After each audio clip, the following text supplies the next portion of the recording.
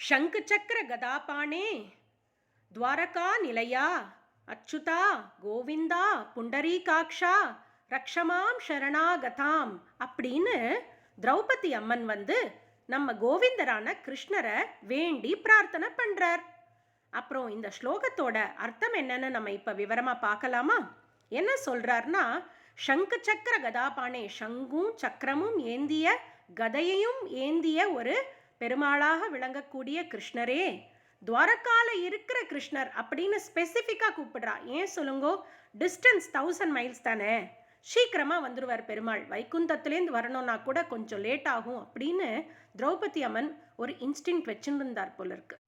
அச்சுத அப்படின்னா நழுவ விடாமல் பக்தர்களை காப்பாற்றுபவர் அப்படின்னு அர்த்தம். கோவிந்த, கோவிந்தன்னா எல்லா உயிர்களையும் காப்பாற்றுவர்.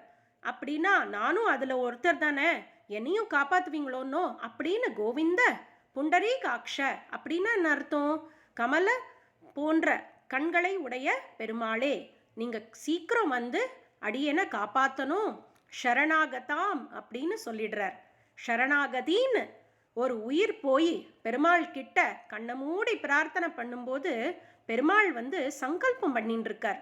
இந்த மாதிரி இப்பேற்பட்ட ஒரு பக்தனையோ பக்தியையோ காப்பாற்றணுங்கிறது அவர் கடமையாவே எடுத்துட்டு இருக்கார். அதனால ஓடி காப்பாத்தினார். எப்படி காப்பாத்தினார்? என்லெஸ் மீட்டர்ஸ் ஆஃப் சாரீஸை ஃபுல்லாக ஸ்பான்சர் பண்ணிட்டார். எங்கேருந்து?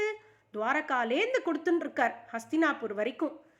பாட்டுக்கு வந்துருக்கு. துச்சாதனன் டயர்டாகி கீழே விழறார். விகர்ணன் அப்பவே வார்ன் பண்ணார். எப்பேற்பட்ட நல்லவர் பாருங்கோ விகர்ணன்.